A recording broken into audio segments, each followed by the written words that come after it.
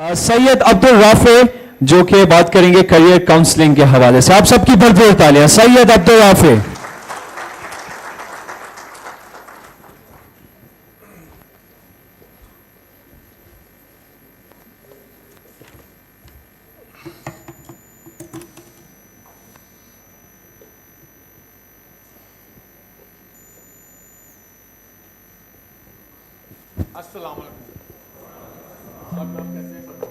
Hello, आवाज़ आ रही है? ठीक है।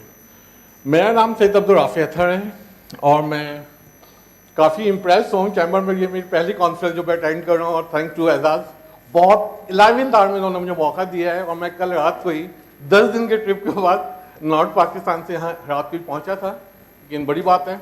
और मुझे खुशी हुई यहाँ पर काफ़ी यूथ को देख के। वाकई में इस कनेक्टेड पाकिस्तान और यूथ के ग्रुप के वाले से बात हो रही है।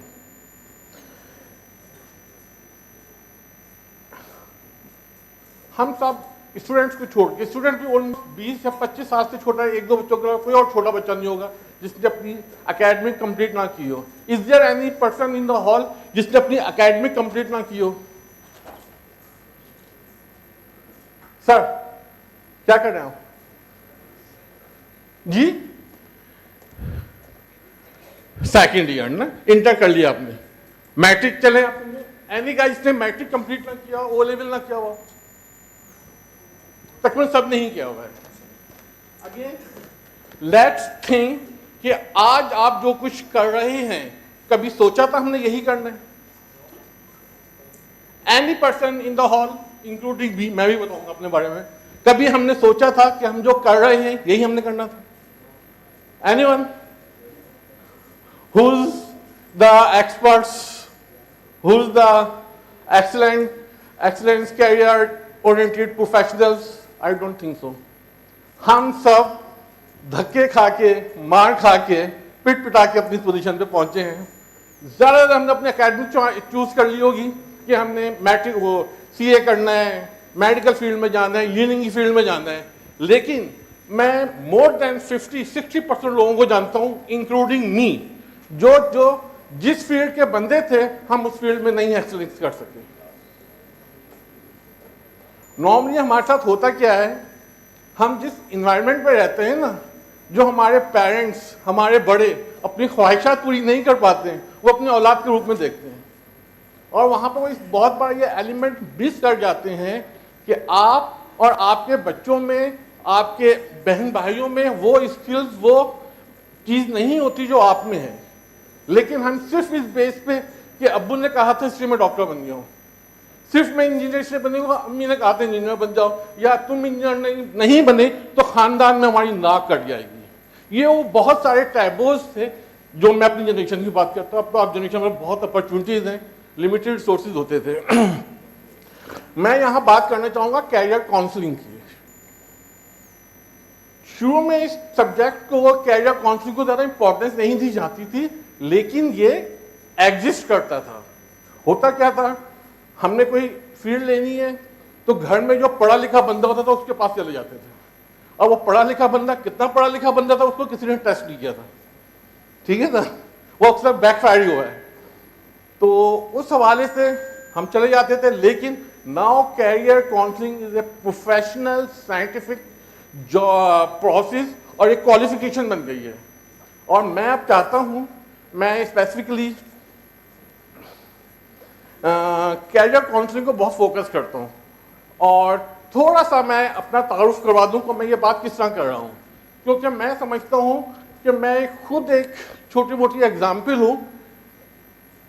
एक होता है ना miss handle child, problem child, एक होता है मिस हैंडल बच्चा। तो मैं उस फील्ड में एक्सलेंस कर गया जो मेरी फील्ड ही नहीं थी। थोड़ा सा मैं अपना तारुफ करवाना चाहूँगा, आपको बात समझ में आसानी होगी। मेरा नाम अब्दुल राफे, मैं इंटीरियर सिंध नवाबशाह शहर का नेटिव हूँ और बहुत प्यारा बच्चा नहीं होता, पप्पू बच्चा, फ्रंट बेंचर, टॉपर, स्पोर्ट्स में, डिबेट्स में, उसमें फुले रहते थे हम लोग। मैट्रिक किया, इंटर किया, फिर आगे हम कराची, वहाँ के पता चला हवा निकलना शुरू हुई 85-90, with due respect, MQM factor, इधर उधर सब चीज़ें। उसमें फिर पता चला नहीं भाई, आप में वो सलाहियत नहीं है, ना बाहर खाने की सलाहियत है, ना मारने की सलाहियत है। तो हमें ये 2 सलाहियतें होनी चाहिए, या पिटना आता हो या मारना आता हो, कोई एक सलाहियत जरूर होनी चाहिए। तीतर बटे वाला मामला नहीं होना चाहिए। तो खैर कराची आए, वहां चीजें की। वालिदैन का कहना था कि तुम बहुत ज़हीन हो, मेडिकल इंजीनियरिंग में एडमिशन नहीं हुआ तुम्हारा, तुम सीए करोगे, यू आर ए जीनियस। मेरी वालों होता क्या है, कराची आगे पता चला सीए होती क्या चीज़ है। ले लिया एडमिशन, पढ़े लिखे थे, रट्टू तो समझ लें, टॉप 4 में मिल गया, ईवाई में एडमिशन हो गया, बीजे सिद्धार्थ साहब के पास चले गए, उन्होंने अपना टेस्ट दिया, सो कॉल्ड इमोशनल इंटेलिजेंस थी या आपके आईएसबी की प्रिपरेशन थी, पायलट बनने का भी बड़ा शौक था, उसकी भी तैयारी की हुई थी, पढ़ाई में मैं तेज था कि दिन दे दो मैं टॉप पे पहुंच जाऊंगा। खैर जो मैं बताना चाह रहा हूं, सीए में एडमिशन हो गया 4 साल। अच्छा सीए में जब मैंने एडमिशन लिया, बीकॉम किया कराची से, तो वालिद साहब ने मुझसे कहा कि मैं तुम्हें कॉमर्स नहीं करना चाहिए। अच्छा ये कॉमर्स में ख्वाहिश थी मेरे बड़े भाई की, प्रोफेसर सैयद अरशद जमील, अल्लाह उनको जन्नत नसीब करे, कि नहीं तुम खानदान के ज़हीन बच्चे हो, तुम्हें सीए करना चाहिए, खानदान में सीए कोई नहीं है। तो अब्बा जान ने कहा तुम अगर कॉमर्स फील्ड में जाते हो सूद खाओगे, तुम सूदी बिजनेस करोगे। तो मैंने कहा भजन ये कैसे हो सकता है, मैं फाइनेंशियल सेक्टर में जाऊंगा ही नहीं, और सीए फर्म में एडमिशन ले लिया। 4 साल 5 साल के बाद जब उस फील्ड में आ गए तो पता चला फाइनेंशियल रिसीवेबल और पेबल को एडजस्ट करने का कोई काम ही नहीं है, पैसा किसी और का है, लगाना किसी और पे है। ये है फाइनेंशियल मैनेजमेंट। सॉरी टू से I am professionally finance person. मैंने फिर तकरीबन 10 या 12 साल मैंने जॉब की कॉर्पोरेट सेक्टर में। मुझे मजा नहीं आ रहा था। मजा आने की वजह ये थी कि मैं सीट का बंदा ही नहीं था। मुझे लोगों से बातें करने में मजा आता था, लोगों को मेंटोर करना, चीजें करना। तो 2009 में 2010 में मेरी शादी हुई थी, 2009 में मैंने कॉन्शियस डिसीजन लेके अपनी 15 साल की जॉब को मैंने चेंज करके 0 से स्टार्ट किया।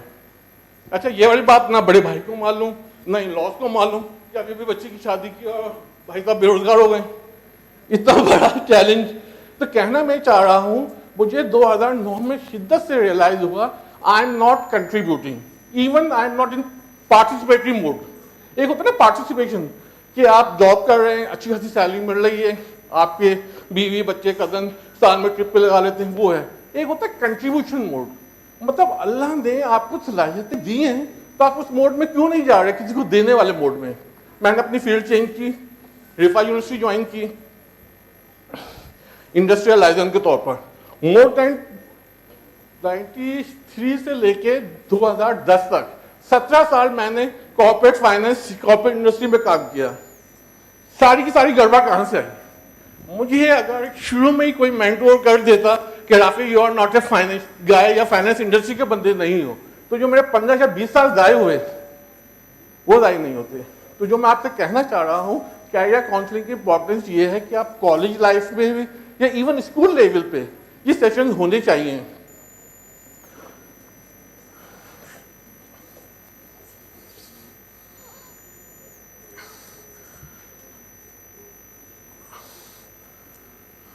कहना चाहूंगा कि हम जो कैरियर काउंसलिंग या आने वाला वक्त जो है टेक्नोलॉजी बेस है। तो हम चाहते हैं और मैं चाहता हूं कि सब इन फ्यूचर, अगर आप मिसालें लें जिस तरह मुदस्सिर इकबाल की मिसाल है, इसने फाइट की, लेकिन आज से 15-20 साल पहले आईटी की इंडस्ट्री में आ गए थे। उस वक्त इतना इसका वो भी नहीं था, लेकिन now it's time only IT based, technology based, vocational based education period. तो हम अगर किसी भी स्कूल में, कॉलेज में या यहाँ पर किसी को मेंटोर करना चाहें, चीज़ करना चाहें, तो मेरी प्रायोरिटी होती है कि मैं उनको टेक्नोलॉजी बेस्ड एजुकेशन या उसकी तरफ लेके जाऊं उनको। तो इसमें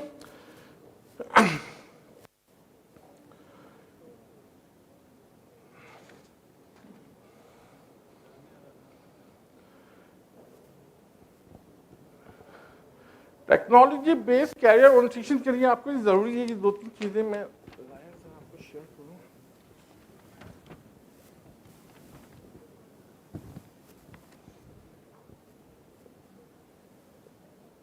इंपॉर्टेंस वाइज अगर देखा जाए तो टेक्नोलॉजी बेस्ड एंटरप्रेन्योरशिप के लिए ना, अच्छा हाँ एक चीज और, सॉरी एक चीज स्किप हो गई मुझसे। हम डे वन से बहुत नैरो एंगल स्कोप के साथ अपने बच्चों को लेके चलते हैं।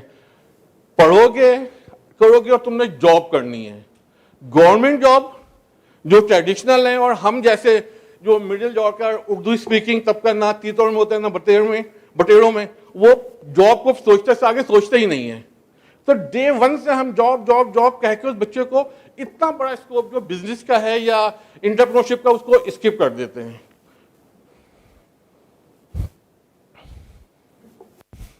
सबसे बड़ा मसला टाइम का ही है। और तो उसमें मैं कटिंग शॉर्ट क्लियर करता हूं, हमारी कोशिश है कि हम बच्चों को ओपन माइंडेड लेके चले और डे वन एंटरप्रेन्योरशिप का प्रोजेक्ट दें कि आपने बिजनेस करना है। वाई हम एमबीए करने के बाद, सीए करने के बाद या उसके बाद कोच करें बच्चों को। तो इस सिलसिले में हमने एक दो प्रोजेक्ट स्टार्ट किए हुए हैं, जिसमें छोड़ दें आप,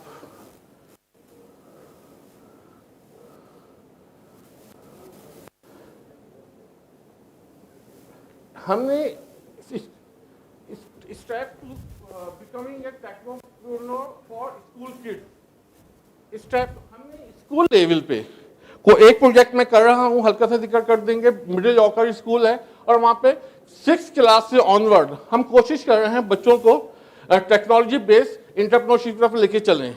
तो उसमें हमारी कोशिश होती है कि develop a passion for technology. बच्चों को कुछ पता नहीं होता, ये हमारा रोल है बच्चों में वो पैशन उनको इग्नाइट करें कि तुमने करना क्या है। सेकंड चीज होता है, हमें उनको बेसिक्स बतानी होती हैं, सीख मेंटरशिप होती है और बिल्ड पोर्टफोलियो बनाना होता है बच्चों के लिए। अच्छा, बच्चों से ज्यादा हमारा पेरेंट्स का चैलेंज आता है। मैं एज ए कंसल्टेंट जब पेरेंटिंग मोड में जाता हूं तो हमारे सबसे ज्यादा मसला पेरेंट्स या मैनेजमेंट के साथ होता है, बच्चों का मसला ही नहीं होता। पेरेंट्स की एक्सपेक्टेशन डिफरेंट होती है, स्कूल मैनेजमेंट की अलग होती है और बच्चा बेचारा बीच में पिस रहा होता है। तो यहाँ पर हमें सबसे ज्यादा फोकस पेरेंट्स की तरफ या अपनी तरफ करना होता है, तो बच्चों की एजुकेशन में हमें आसानी रहती है। तो इसमें जो स्किल दैट, अच्छा स्कूल और कॉलेज लेवल पे skill that require to pursue freelancing opportunities, हम कॉलेज लेवल पे फ्रीलांसिंग अपॉर्चुनिटीज की तरफ जा सकते हैं। बहुत सारी इस तरह चीजें, जिस तरह मुदस्सिर साहब थे, उससे पहले अपना वो क्या नाम थे, उन्होंने एसईओ के हवाले से बात की थी, वली साहब ने, ये रियल टाइम आजकल के एग्जाम्पल्स हैं। तो आप बेशक मेरे जैसे लोग भी हैं, अगर आप में पैशन और इमोशनल इंटेलिजेंस या अदर स्किल्स हैं और अपनी पर्सनालिटी डेवलप कर सकते हैं, तो आप आज के दौर में भी इस फील्ड में आ सकते हैं। Data science is the ultimate answer. Data science, मैं कहता हूं कि हर बंदे को डेटा साइंस कोडिंग उस साइड पे आना चाहिए। Design skills for creative visually appealing websites और ग्राफिक्स, ये एरियाज हैं जो हमारे स्कूल लेवल में, कॉलेज लेवल में हम उनको मेंटोर कर सकते हैं। वली हैं, मुदर्सिर हैं, इन जैसे लोगों को हम स्कूल कॉलेज में क्यों नहीं बुलाते? ये देने के लिए तैयार बैठे हुए हैं। अपनी इनकी लाइफ इटसेल्फ एक मेंटोरिंग स्टाइल है, तो ये हम इनको अप्रोच ही नहीं करते।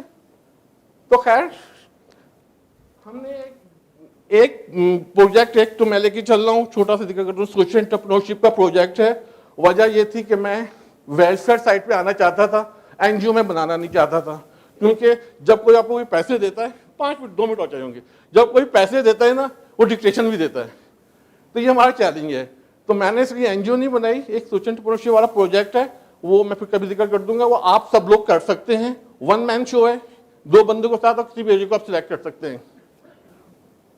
और बहुत सारी सक्सेस स्टोरीज हैं, इन चारों की हमारे साउंडिंग में ही है। ये 4-5 ऐसी हैं जिन्होंने हाई स्कूल लेवल में बच्चों ने मोबाइल ऐप बनाई हुई थी, जिससे टीचर्स और पेरेंट्स के तरफ रिलेशनशिप बिल्ड करते थे। क्राइम रिपोर्टिंग वाली ऐप थी, वो हाई स्कूल के बच्चे ने बनाई थी और वो अर्न भी कर रहे, चीज़ें भी करते। यहाँ पर सक्सेस स्टोरीज मौजूद हैं। और कैरियर काउंसलिंग में, कैरियर काउंसलिंग के हवाले से टेक्नोलॉजी बेस हो या कोई भी कैरियर काउंसलिंग हो, आपको राइट टाइम पे अपने सराउंडिंग में प्रोफेशनल को भी ले सकते हैं, या जिस फील्ड में आपकी इंटेंशन है, बच्चों के रुझानात को आप चेक करें और उस फील्ड से रिलेटेड इंडस्ट्री में, उस फील्ड में जो बंदा काम कर रहा है उस तक अप्रोच करें, बजाय इसके आप मुझसे पूछने आए। मैं बिजनेसमैन नहीं हूं, मैंने बिजनेस नहीं किया है, मैं गाइड करूंगा कि वली के पास चले जाएं अगर आप वेब डिजाइनिंग या उस साइड पे वेब डेवलपमेंट जाना चाहते हैं, या एआई या ब्लॉकचेन पे जाना है तो मुदस्सिर के पास चले जाएं, डेटा साइंस पे जाते हैं तो दिशान के पास चले जाएं। ये इंडस्ट्री में लोग मौजूद हैं, इन तक हम बच्चों को एक्सेस दिलवाएं, इनके साथ सेशंस करवाएं, तो ये सीखेंगे। और जो चीज़ हम कॉलेज यूनिवर्सिटी लेवल पे स्टार्ट कर रहे हैं, why don't we start from college school level. Thank you. कोई अगर क्वेश्चन आंसर होता प्लीज।